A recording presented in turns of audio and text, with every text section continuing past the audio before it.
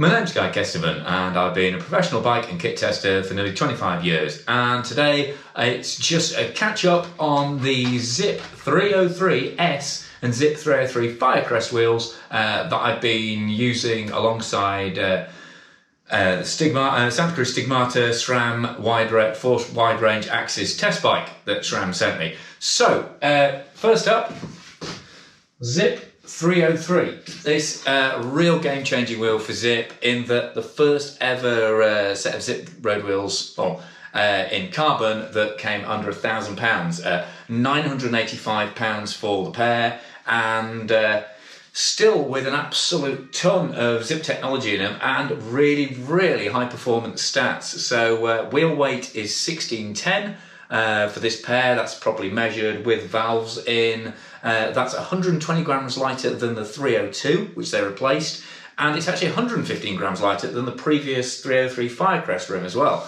I mean, Zipp, kind of when they launched these wheels, confessed, maybe not the right word, but admitted they'd always prioritised aerodynamics over kind of weight and other aspects, and they've really worked around that on both these new wheel sets, what they call total ride efficiency. So as well as being a lot lighter, the rims are actually wider as well. It's a 23mm internal now on these wheels and 27mm on the outside. So that's a lot wider than the previous 302s, which is 17mm internal and 21mm external. So you've got a much wider tyre base in there. Interestingly, they stayed with 23 internal because that means they're still compatible with 25mm tyres, because they knew a lot of bike manufacturers would be wanting to put these wheels on their bikes, and a lot of those manufacturers are still using a 25mm tyre. So we'll look at the Firecrest in a minute, and they have a wider rim bed, but that means the tyre sizing starts at 28mm. Both designs are hookless, which again means there are some tyre restrictions on them. You can't run Continental tyres with them.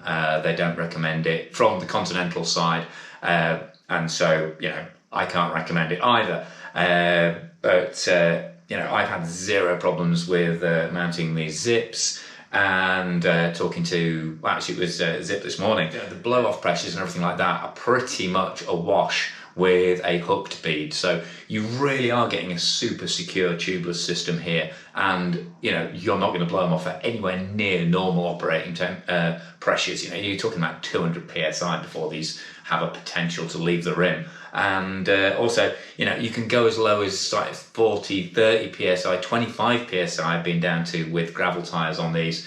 And again, just super secure. And because they're hookless, not only does it mean they can make the rim more accurately, which is how they've chased waste out of the system, because they can use a metal mandrel to squeeze more of the resin out rather than a silicone bag, because obviously it's got to come out around the rim. If you have a hook on the top of it, they can, with no hook, you can use a solid mandrel in there. So you're getting a much stronger, more compacted carbon composite, and it means it doesn't kind of squeeze the neck of the tyre in. So you're getting a more stable, more consistent and better tyre profile, so there's less deflection over the length of it. So you're getting better rolling resistance as well. So it just wins all the way through in terms of hookless from my point of view. I'm a convert to hookless and low pressure, and have been for a while. So if you're concerned about that aspect of Zipp wheels, either of them, don't be. Well, as far as I'm concerned, absolutely zero issue and a lot of gains. Anyway, going back to these wheels, standard J-bend spokes hooking into the hub there, so super easy to replace. It's an aero spoke, so less drag there, and it's a proven hub set. It's the 176 hub set. That's the same hubs that was used on the 302, and centre lock rotor, and available in all the popular free hub standards. Obviously from 12 speed on the latest SRAM through to standard 10-11 speed spline free hubs. The only thing you're not getting is a dimpled finish on the rim, but these graphics, and it's the new Zipp graphic, They've changed the logo now after introducing this graphic on the MTB rims. They're actually baked into the rim, so again, super durable from a cosmetic point of view, and in terms of a structural point of view, covered by a full lifetime warranty in terms of manufacture, and also if you damage them while riding. It's not a no questions asked policy, because they would actually like to know how you did it if you do damage a rim, so they can refine the process and see if there are any issues arising. But I've absolutely battered these. I basically treated them like mountain bike rims when I've had it set up as a gravel bike, and they've been utterly unscathed so far. Ride feel really good. Just nothing incredible. They're just a really good, light, predictable handling. I mean, they're 45mm depth, but because they've got a fair old beam on them, no drama with gusting, no drama with oncoming vehicles. Any of the other weird wind situations can sometimes throw a wheel off. No shimmying, nothing like that. Just super, super predictable. It's great having that lifetime assurance behind them as well. Just a really, really good solid wheel. 10-degree engagement, so it's not super quick, but it's certainly solid enough, and I've had no problem with slipping or anything on there. Just a great, very, very competitive, certainly on weight and on just general versatility, and then kind of next level really in terms of warranty. There are very few people offering a lifetime warranty on their wheels at the moment. These 303S are an absolutely fantastic pair of wheels. The only problem with them is the Firecrests on this bike behind me. So I'm going to grab the camera now so I can get up close and personal with them and talk you through why you might want to spend another 615 quid on what might initially seem quite a similar set of wheels. So these are the Firecrests. Again, straight away you can see you've got that slight dimple on the surface, golf ball style drag reduction. I mean, it's pretty subtle these days, but it's still kind of a Zipp trademark, so it's still there. And they're actually sticker logos, which I'm not entirely sure that's an advantage, because I have managed to peel, I know it's somewhere on one of the reels, kind of caught the sticker and peeled them off, which is a bit of a shame, but obviously that means you can replace them. That is literally about the only downside with these wheels. In terms of dimensions, they're 40mm deep, so slightly shallower than the 303S, but they're significantly wider, 25mm internal, and that means they're 30mm external. Which means they're compatible with tyres from 28mm right out to 55mm. Again, they're a hookless design, so not all tyre manufacturers clear their tyres for using with them, but I've certainly had zero problems, super easy setup, tubeless, and they come with the rims included with the wheels. So, brilliant form of, and having that extra width just makes them, the tyres feel great. Whatever tyre you're running on them just feels like it gets a real kind of ego massage from these wheels. Not least because at 1410 grams, they are properly lightweight. These are, proper acceleration boosting wheels, lovely climbing wheels. They've got a not really nice smooth rolling feel from that wider tyre footprint.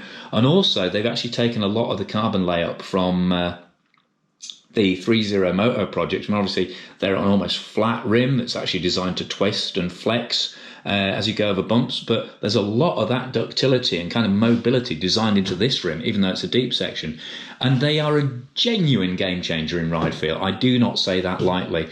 Pretty much everyone claims some amazing sort of miracle ability from the wheels, but when I put them into this Santa Cruz, it's quite a stiff, feisty bike normally, but with these wheels in, it just immediately, the flow that comes from these wheels and just the smoothness and the kind of speed sustain you get from them, and the rougher the terrain is, the rougher the road, the rougher the gravel, even seriously rocky, flinty stuff on the King Alfred's Way, these wheels are just properly outstanding. They've kind of become my number one ride defibrillator. Fitted them into a Ribble test bike I had recently, and again, they replaced Mavics in there, and I had some 302s as well. And again, literally night and day the ride feel when I put these wheels in there. And yet they're still 1,600 quid. It's still a reasonable price for a set of proper premium carbon disc wheels, and they're covered by that same lifetime warranty. Again, same multiple free hub options if you want, but these Zr1db hubs are all new, and they were actually designed specifically by consulting with British dealers who had the worst reputation for sending back previous Zipp hubs because just our filthy weather and the fact we ride all year round was tended to kill more Zipp hubs than any other country around. So they just went to the dealers and went, right, okay, how can we make these hubs better? So completely reworked hubs, better sealing in there, and hopefully a much more reliable mechanism. I'm certainly well into 4-figure kilometres on this set in all weathers. I mean, they started off with 400k of gravel around King Alfred's Way, so I'll put a link to those videos in this video, but they haven't put a foot wrong. And you've got 66-point engagement, so that gives a really quick, prompt pickup on power that really flatters the acceleration of those lightweight wheels. So that's the roundup complete, really. I've had a fantastic 6 months on these wheels, both sets, been alternating them on and off, used both them on-road, used both them off-road, and been really, really impressed with the performance, especially as the fact it's coming at a reduced price.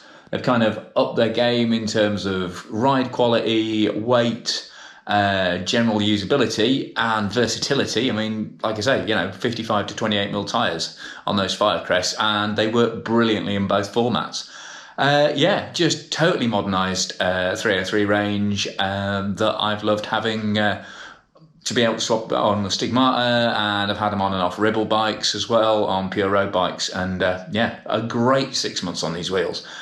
So thank you very much to SRAM for sending these wheels in and letting me hang on to them for a long term, and also letting me have both to compare back to back. So that's been really, really interesting. Thanks very much to my Patreon supporters for small monthly donation. That helps me justify the time spent away from my normal work doing videos like this for the channel, and for buying equipment. If you like what I'm doing with the channel, then please consider supporting me on Patreon. There are links at the end. There'll also be links at the end to videos on the Stigmata, on SRAM's Force, Axis, ETAP wide range, which is fit to this bike, and a whole load of other sort of edits, including all the King Alfred's Way stuff where I used the Firecrests 400k bike packing around the south of England. But for now, I've been Guy Kestevan on Guykes TV, talking about the Zipp 303 Firecrest and 303S carbon fibre disc brake wheels from Zipp.